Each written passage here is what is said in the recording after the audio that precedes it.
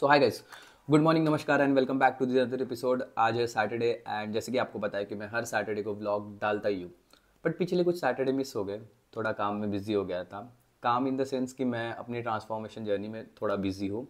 And जैसे कि तुम मेरे YouTube shorts and Instagram reels पे देख सकते हो कि मैं डेली एक व्लॉग डालता हूँ। सो थोड़ा हेक्टिक हो जाता है एंड लॉन्ग फॉर्म वीडियो बनाने में थोड़ा पेशेंस चाहिए एंड थोड़ी बहुत चीज़ें मैनेज करनी होती है। तो ऑफिस एंड ये सब शूट्स के साथ नहीं होता, बट आज से आई विल मैनेज कि I will try to shoots and आप लोगों तक मैं जो चीज़ें सीख रहा हूँ वो पहुँचाऊँ। सो आज के वीडियो का एक ही मोटिव है, बेसिकली दो चीज़ें मुझे बतानी थी कि एक्सट्रीम वेट लॉस, मतलब एक्सट्रीम वेट लॉस तो नहीं किया है, एक स्लो प्रोसेस वेट लॉस, इसमें जो हम फैट लॉस करते हैं तो हमारी स्ट्रेंथ में कितना फ़र्क आता है। तो बहुत सारे मिथ्स होते हैं कि जैसे मैं एक्सट्रीम, मतलब जब मैं फ़ैट लॉस करता हूँ तो मेरी स्ट्रेंथ ड्रॉप होती है, या फिर मैं वर्कआउट करता हूँ तो मुझे वीकर फील होता है। तो ये सारे जो मिसकंसेप्शन हैं, इसको हम जिम में देखेंगे। सो आज मेरा जिम में शोल्डर डे है एंड अभी I am around 64 to 65 kg, weight vary हो रहा है। सो पहले मैं 75 kg था, 74 kg से ये रिकम्पोजिशन जर्नी स्टार्ट किया था एंड बेसिकली ये एक फ़ैट लॉस जर्नी हो गया। मैं करना चाहता था रिकम्पोजिशन, पर बॉडी में इतना ज़्यादा फैट था कि ये एक फ़ैट लॉस में ही कन्वर्ट हो गया। I would but I would like to name it as a recomposition only, क्योंकि इससे मेरे बॉडी का एक प्रॉपर स्ट्रक्चर मुझे पता चला है and proper six packs abs के साथ मैं अभी खड़ा हूँ। दूसरी चीज़ दूसरी चीज़ ये है कि फैट को लेके जो बहुत बड़े मिथ्स है वो अभी हम बात करेंगे कि एक्चुअल में फ़ैट होता क्या है। तो बहुत से बार हम सुनते हैं कि लाइक फ़ैट खाने से फ़ैट बढ़ता है। तो ये बहुत ही बकवास और घटिया चीज़ होती है एंड इसके बारे में भी हम बात करेंगे आज। सो स्ट्रेंथ एंड फैट, तो ये दो चीज़ें कितना इंपॉर्टेंट है तुम्हारी फ़ैट लॉस जर्नी में एंड ये कैसे चेंज होती रहती है, तो इसके बारे में हम बात करें। सब लोग प्रोटीन को इतना इंपॉर्टेंस देते हैं कि लाइक प्रोटीन प्रोटीन प्रोटीन, हाँ प्रोटीन इंपॉर्टेंट है, बट फैट्स को इस तरह से इग्नोर करते हैं कि ये तो गलत चीज़ है, इससे ना हम मोटे हो जाएंगे। तो फैट को कंप्लीटली उसका एग्जिस्टेंस ही मतलब इग्नोर कर देते। एंड अगर फैट की अगर बात की जाए तो ये बहुत ही क्रूशियल मतलब रोल प्ले करता है हमारी बॉडी में। सो तीन तरह के फैट्स होते हैं मोस्टली, एक इसेंशियल फैट, एक डाइटरी फैट एंड एक होता है बॉडी फैट। इसेंशियल फैट्स मतलब जो बॉडी को कंडीशनल, मतलब जो बॉडी को फंक्शन करने के लिए रिक्वायर्ड होते हैं। जैसे कि प्रोटीन के केस में हमने सुना होगा कि देर आर 20 अमीनो एसिड्स, तो जिसमें से 9 इसेंशियल अमीनो एसिड्स है एंड 11 नॉन इसेंशियल, मतलब जो बॉडी खुद बना सकती है, जो हमने बाहर से नहीं लिए, सप्लीमेंट नहीं किए, तो वो उससे काम चल जाएगा। बट इसेंशियल अमीनो एसिड जो हम सप्लीमेंट से लेते हैं, जैसे लूसीन, आइसोलूसीन एंड एक्सेट्रा, ये सारी चीज़ें जो कभी कंटेनर, मतलब जो प्रोटीन सप्लीमेंट होता है उसमें पढ़ना कि ये सारी 9 इसेंशियल अमीनो एसिड्स के नाम लिखे होते हैं। तो सेम लाइक ये जो इसेंशियल फैट होता है वो बॉडी को रिक्वायर्ड होता है कि उसके नॉर्मल फंक्शनिंग के लिए। एंड दूसरा होता है कि डाइटरी फैट, जो चीज़ें हम खाने से खाते हैं, जैसे हमने दूध, पनीर, घी, ये सब में जो जो खाने से हमारे अंदर जो फैट आता है उसे हम कहते हैं कि डाइटरी फैट, जो डाइट से फैट आ रहा है। तीसरी चीज़ होती है जो बॉडी फैट, जो फैट हमारी बॉडी में जो चर्बी जो सालों से पड़ी हुई है, वो जो जिसे हम स्टोर्ड फैट कहते हैं, तो इसे कहते हैं हम स्टोर्ड फैट या फिर बॉडी फैट। तो ऐसे तीन तरह के फैट्स होते हैं, तो हर चीज़ का, तीनों का एक अलग मतलब इम्पोर्टेंस है। सो इसको अगर हम एक एग्जांपल के साथ समझा जाए तो मोस्टली एप्पल, व्हेन आई से एप्पल, तो you will think in a direction कि लाइक न्यूट्रिशन के बारे में ही बात कर रहा है। तो जैसे कि apples a day keeps a doctor away, Apple खाने से ये मिलता है, ये विटामिन, ये मिनरल। बट व्हाट इफ अगर मैं बोलूँ कि I was talking about the tech company Apple, तो when we talk about something तो हमें उसका बनी। So when we talk about fat, तो किस कंटेक्स्ट में किस पर्टिकुलर फैट के बारे में बात हो रही है वो ज़्यादा इंपॉर्टेंट है। सो कंटेक्स्ट बहुत ज़रूरी है लाइफ। अगर साइंटिफिक टर्म्स में बात की जाए तो फैट्स को लिपिड्स भी कहते हैं। सो लिपिड्स तीन तरह के होते हैं, जैसे कि ट्राइग्लिसराइड, कोलेस्ट्रॉल एंड फॉस्फोलिपिड। सो जो ट्राइग्लिसराइड होता है, जिसे हम फैट कहते हैं, वो मोस्टली मतलब जिसके बारे में हम बात करेंगे। एंड दूसरी चीज़ जो cholesterol also plays a major role. हाँ, कोलेस्ट्रॉल को भी लोग इतना ज़्यादा इग्नोर करते हैं कि अगर तुम कोलेस्ट्रॉल के बारे में थोड़ा बहुत भी पढ़ोगे या फिर रिसर्च करोगे तो you will get to know कि कोलेस्ट्रॉल कितना इम्पॉर्टेंट है तुम्हारी बॉडी में एंड फंक्शनिंग के लिए। सो एंड तीसरा होता है फॉस्फोलिपिड। जो ये तो हम मोस्टली फैट्स के बारे में बात कर रहे हैं तो ट्राइग्लिसराइड को पकड़ते हैं। सो ये जो ट्राइग्लिसराइड होता है, जो हमने केमिस्ट्री में तो पढ़ा ही होगा कि ये जो बनता कैसे है, इसमें 3 फैटी एसिड्स होते हैं एंड एक ग्लिसरॉल होता है। तो बेस्ड ऑन दिस तो सबसे बड़ा चीज़ आता है कि खाने वाला फैट्स। अगर लिपिड्स की बात की जाए या फिर फैट्स जिसे तुम्हारे टर्म्स में कहेंगे या फिर न्यूट्रिशन के टर्म्स में इसे लिपिड्स कहते हैं। तो लिपिड्स के 3 फॉर्म होते हैं, जैसे कि हमने देखा कि ट्राइग्लिसराइड, फॉस्फोलिपिड्स एंड इसका क्या बोलते हैं अपना कोलेस्ट्रॉल, ये 3 होता है। तो हम मोस्टली बात करेंगे ट्राइग्लिसराइड के बारे में। ट्राइग्लिसराइड क्या होता है कि 3 फैटी एसिड और एक ग्लिसरॉल से फॉर्म होता है। तो ये जो फैटी एसिड्स का जो चेन होता है, जो 3 फैटी एसिड होते हैं, इसके क्लासिफिकेशन से अलग अलग फैटी एसिड्स फॉर्म होते हैं। सो मोस्टली अभी जैसे कि एक जैसे तुमने सुना होगा कि saturated fatty acid, unsaturated, mono unsaturated, poly unsaturated. तो ये सारी चीज़ें बेस्ड ऑन वो कार्बन का जो डबल बॉन्ड होता है, थोड़ा बहुत डीप में जा रहा हूँ बट ठीक है, जो कार्बन का जो डबल बॉन्ड होता है उसके बेसिस पे रहते हैं। तो सैचुरेटेड फैटी एसिड मतलब कार्बन का कोई डबल बॉन्ड नहीं होता है, and mono unsaturated fatty acids मतलब कार्बन का एक सिंगल डबल बॉन्ड होता है, एंड पॉली अनसैचुरेटेड मतलब मोर देन वन कार्बन का डबल बॉन्ड होता है। तो सैचुरेटेड फैटी एसिड का अगर एग्जांपल देखा जाए तो घी हो गया, कोकोनट ऑयल हो गया, ये सारे सैचुरेटेड फैटी एसिड्स में आते हैं।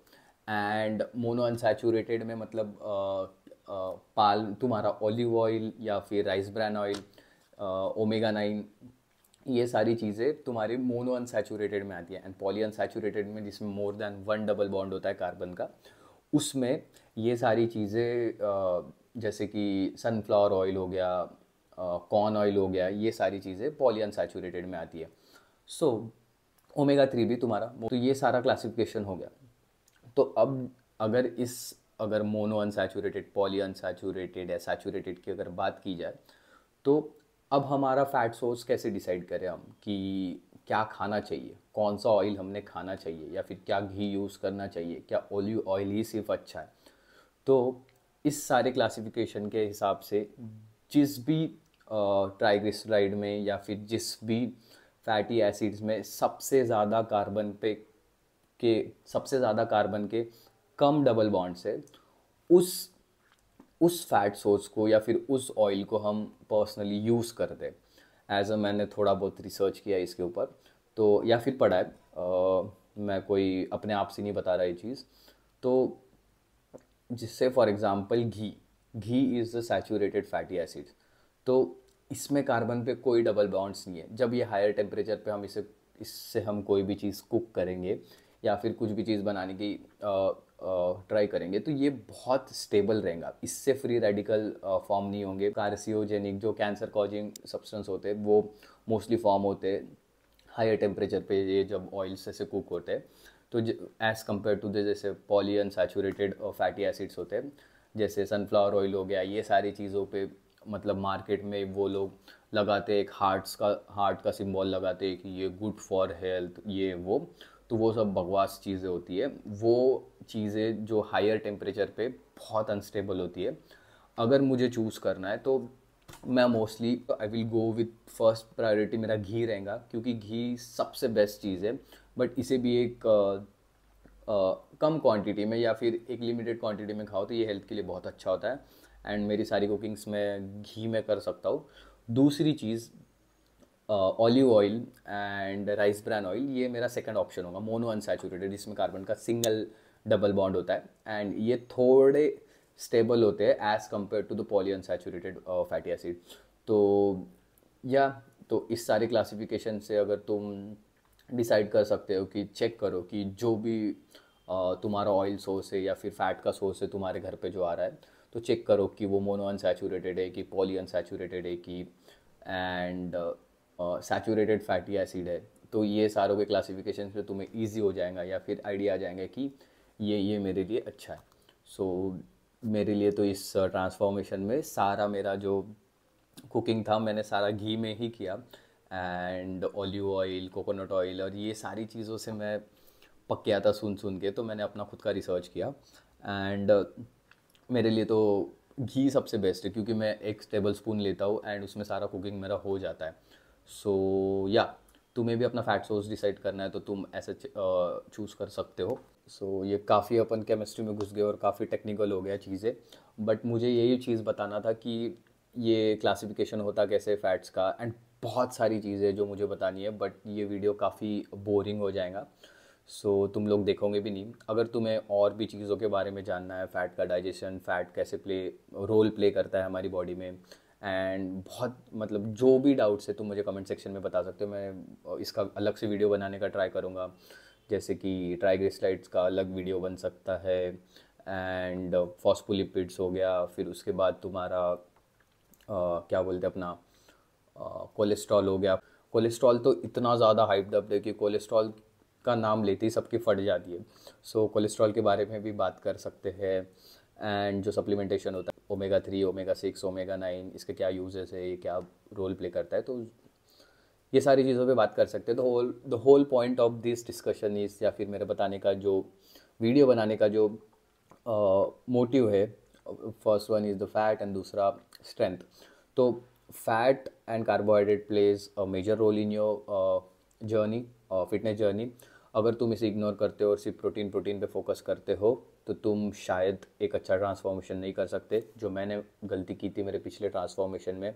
मैंने फैट्स को कम्प्लीटली इग्नोर कर दिया था, एंड जिसके कारण मेरा 60 to 70 डेज़ में मेरा ट्रांसफॉर्मेशन ख़त्म हो गया था। मतलब ख़त्म मुझे करना पड़ा, ऑलमोस्ट मैं एग्जॉस्टेड हो गया था, एंड 3-4 kg मैंने वेट ड्रॉप किया था अलॉन्ग विथ बहुत सारा स्ट्रेस, एंड जिसके कारण मेरा हार्मोनल इम्बैलेंस भी हुआ था काफ़ी, मतलब टेस्टोस्टेरोन लेवल। और क्योंकि फ़ैट जो होता है वो तुम्हारे टेस्टोस्टेरोन लेवल को रेगुलेट करता है, तुम्हारे विटामिन डी को भी वो पहुंचाने का काम करता है, या उसका भी रोल होता है। एंड जो तुम्हारा कॉर्टिसोल लेवल होता है, स्ट्रेस हार्मोन, उसमें भी वो major role, crucial role play करता है।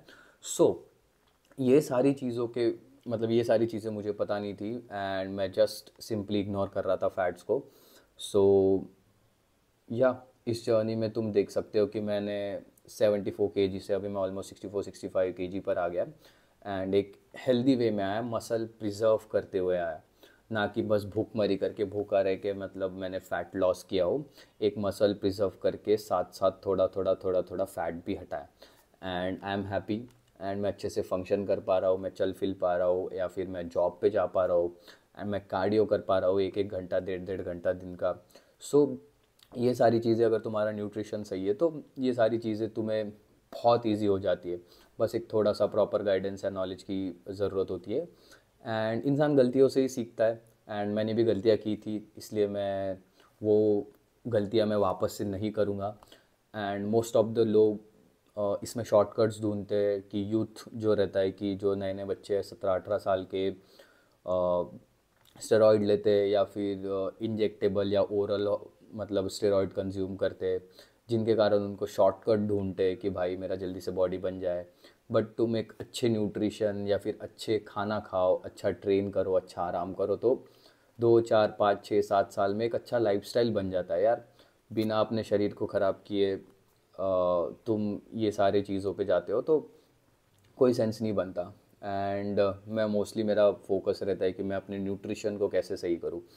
एंड ये जो जो भी लोग मुझे देखते हैं on day to day basis की, लाइक जिन्होंने मुझे एक पर्टिकुलर शेप में देखा था, लाइक मैं तब बहुत मतलब बल्की था, या फिर मैं पहले बहुत मतलब वेट गेन किया था, वेट गेन मतलब मस्कुलर भी था अलॉन्ग विथ थोड़ा सा फैट। तो अभी वो फैट का लेयर मैंने हटा लिया है अपनी बॉडी से, तो मैं थोड़ा पतला दिखता हूँ। बट उन लोगों को मैं कैसे समझाऊँ कि मसल मास क्या होता है, बॉडी फैट परसेंटेज क्या होता है, कि ये सारी चीज़ें उन्हें नहीं पता कि, बट अंदर से मैं सेटिस्फाइड हूँ, मैं खुश हूँ कि मैंने इतना इतना मसल मास प्रिजर्व किया, मेरा इतना इतना मसल मास है। एंड उसके साथ साथ मैंने फैट लॉस भी किया। बट उन्हें क्या दिखता है कि एक विजुअल रिप्रेजेंटेशन कि भाई ये पतला दिख रहा है, ये मोटा दिख रहा है, ये जाड़ा दिख रहा है। मतलब ये सारे डाउट्स या फिर ये सब चीज़ें लोग मतलब जज कर लेते हैं। तो मोस्टली लोगों का मेन पर्सपेक्टिव ये होता है कि उन्हें बस अच्छा दिखना है, अंदर से क्या हो रहा बॉडी में उनको नहीं पता। तो मेरे जिम में भी मोस्टली लोग माल ठोक के बैठे स्टेरॉइड लेते हैं, मुझे भी बोलते हैं कि भाई तू ले ले, तू ये सारी चीज़ें करेगा तो बहुत अच्छा दिखेगा। भाई मतलब क्या, तुम्हें शॉर्टकट ही क्यों करना है जब कोई चीज़ एक अच्छे वे में अचीव की जा सकती है? I don't know. सो मैं तो काफ़ी अगेंस्ट हूँ। मेरा सोल फोकस है न्यूट्रिशन एंड मेरा अपने आप को कैसे ग्रो करना। So yeah fat play a major role in your fitness journey. तो चलो अभी कुछ 11-12 बजे जिम में जाते हैं एंड एक तगड़ा सा शोल्डर वर्कआउट करते हैं। 64 kg पे हूँ मैं एंड मेरा बॉडी फैट परसेंटेज अभी 12 या 13% है। तो लेट्स सी, मेरा पिछला शोल्डर डे वाला वीडियो था कुछ अराउंड 30 kg पे मैंने 12 रेप मारे थे 2 सेट। तो ये भी मिथ देख लेते हैं कि स्ट्रेंथ कितना ड्रॉप होता है फैट लॉस पे या वेट ड्रॉप होता है तब। तो अगर मेरे बॉडी में उतना मसल होगा तो मैं उतना वेट पुश कर पाऊँगा, otherwise failure. So let's see in the gym. बहुत लंबा हो गया क्या?